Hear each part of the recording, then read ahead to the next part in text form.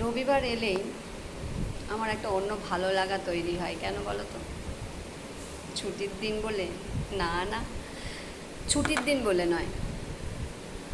রবিবার এলে তোমাদের সঙ্গে আমি একটু আমার মনের কথা বলি, একটু জ্ঞানও দিই, আবার একটু গাইড করবারও চেষ্টা করি।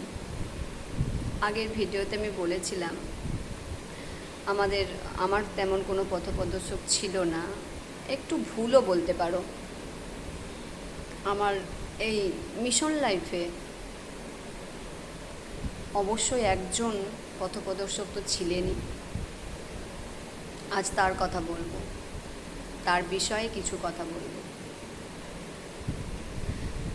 অনেক পুরানো স্টুডেন্ট যারা, তোমরা দেখেছো মাতাজিকে, নন্দা মাতাজি প্রচণ্ড ভয় পেতে। যাই হোক, মাতাজি ছিলেন এমন একজন মানুষ, প্রচণ্ড বকতেন, শাসন করতেন, কিন্তু জীবনের শিক্ষাটা আমি তার কাছ থেকে পেয়েছি কিছুটা। আমি যে বললাম 2008 সাল, সত্যি একটা কাদার তাল, পুতুল বানানোর আগে কাদার তাল, আমরা সাধারণত শিশুদের বলি কাদার তাল। আবার এক অর্থে কাদার তাল তাদেরও বলা হয় যারা জীবনের পাঠ শেখেনি। আমি ছিলাম, কিচ্ছু জানতাম না, লেখাপড়াটাই শিখেছিলাম মন দিয়ে। কালচারাল দিকটা জানতাম, লেখাপড়া শিখেছিলাম, আবৃত্তি করতাম, ডিবেট করতাম, নাটকে অংশগ্রহণ করতাম, কিন্তু আর বাকি জীবন জানতাম না। মা বাবার ওপর রাগ, অভিমান, ঝেড়ে ফেলা, এই সব শিখেছিলাম, কিন্তু মা বাবাকে বুঝতে সেই বয়সে পারিনি। যাই হোক, যার কথা বলবো, মাতাজির কথা, নন্দা মাতাজি, তিনি এখন বারাসতে থাকেন। মাতাজি যদি দেখে থাকেন, কোনো দিনও দেখেন, মাতাজিকে আমার অনেক সশ্রদ্ধ প্রণাম। একটা ঘটনা ঘটেছিল বলি তোমাদের, তাহলে বুঝতে পারবে মানুষটা কতটা শক্ত, কতটা নরম, আর কতটা জ্ঞানী। তখন তো আমি প্রথম এসেছি। মাতাজি একটা ঘরে একটা লম্বা টানা বেঞ্চ ছিল, সেখানে বসে আছেন। অনেকটা জায়গা, এদিক ওদিক চেয়ার আছে, অনেক টিচারও বসে আছেন। সেই মুহূর্তে আমি বাইরে থেকে এসে সেই আলোচনার মধ্যে ঢুকেছি। ঢুকেই কী করেছি জানো?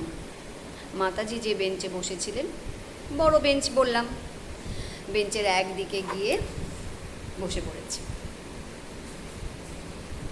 দেখলাম কথা চলছে, কথা হচ্ছে, কথা হতে হতেই মাতাজি বসে থাকতে থাকতে দাঁড়িয়ে পড়লেন। কথা বন্ধ হয়নি, কথা চলছে। বেশ কিছুক্ষণ কথা চলবার পর যে বিষয় নিয়ে আলোচনা হচ্ছিল, সেই আলোচনা শেষ হয়ে গেল, মাতাজি চলেও গেলেন। এর ভেতরে একটা কিন্তু কাণ্ড ঘটে গেছে, জীবনের শিক্ষা বলতে পারো।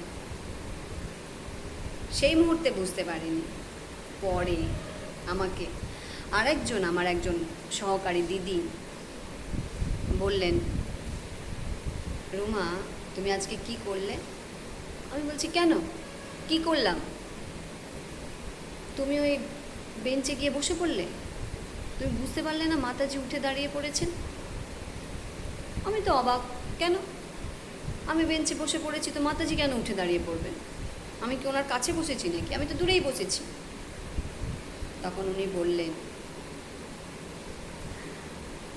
এক আসনে বসার যোগ্য তুমি এখনো হওনি। উনি একজন সন্ন্যাসিনী, এখানকার প্রধান, সমস্তটা মিশনটা পরিচালিত হচ্ছে ওনার আন্ডারে, ওনার কথা মতো। দীপা মিশনটা অবশ্যই বড় মহারাজের তত্ত্বাবধানেই চলছে, কিন্তু দীপা মিশনটা ওনার হস্তক্ষেপেই চলছে। তুমি সেই মানুষটার পাশে গিয়ে বসে পড়লে। একটা জীবনে বড় শিক্ষা পেলাম, এক আসনে বসার যোগ্যতা অর্জন করতে হবে, তবেই আমরা এক আসনে বসতে পারব। আর একটা শিক্ষা পেয়েছিলাম, কি বলতো, মুখে শিক্ষা না দিয়েও আচরণে শিক্ষা দেয়া যায়। মাতাজি কি করলেন? মুখে শিক্ষা দিলেন না, বললেন না রুমা তুমি কেন বসেছো, এখানটায় আমি বসে আছি তুমি বসলে কেন, বলতেই পারতেন, কিন্তু না, তিনি বললেন না। তিনি তার আচরণ দিয়ে বুঝিয়ে দিলেন যে আমি আর তিনি সমগোত্রের নয়। অসম্মানও করলেন না, আবার নিজেকে গুলিয়েও ফেললেন না আমার সাথে, উঠে দাঁড়িয়ে বললেন। এটা একটা শিক্ষা ছিল আমার। সেই বড়দের শিক্ষা কিন্তু আমি ফলো করবার চেষ্টা করি। সেই দিন আমাদের স্কুলের, তোমরা যারা জানো, এই মাঝের গেটটা তো ছোট, অনেক স্টুডেন্ট একসঙ্গে আসছে, আর একজন টিচারও আসছে, আমরাও আছি, আমিও আছি। আমি দাঁড়িয়ে পড়েছি, সেই টিচার চলে এলো। কিছুক্ষণ পরে আমাকে বলছে, মিস আপনি একটু ওদের থেকে দূরে দূরে থাকতে পারেন, পছন্দ করেন না। আমি কি উত্তর দিলাম বলো তো? আমি বললাম, আমি ওখানটায় দাঁড়িয়ে থাকলাম যাতে করে ছেলেগুলোকে দেখতে পারি কেউ কাউকে ঠেলাঠেলি করছে কি না, কেউ কারোর গায়ে পড়ে যাচ্ছে কি না, কারোর লেগে যাবে কি না। আমি দাঁড়িয়ে থাকলে ওরা সেই ঠেলাঠেলিটা করবে না। আর দ্বিতীয়ত, আমি একটু তফাতেই থাকতে ভালোবাসি। ওদের সঙ্গে আসতে গেলে ওরা আমাকে সম্মান করতে পারবে না, কারণ ওরাও একটা স্পিডে আসছে, কোথায় গায়ে পা লেগে যাবে, কোথায় আমার সঙ্গে ঠোকাঠুকি হয়ে যাবে। তাই আমি দাঁড়িয়ে গেলাম। কিছু সময় আমাদের দাঁড়িয়ে যাওয়া ভালো, থেমে যাওয়া ভালো। চলো, একটা অভিজ্ঞতা শেয়ার করলাম তোমাদের সাথে। আজকের মতো টাটা, আবার সামনের রবিবারে কথা হবে কিছু।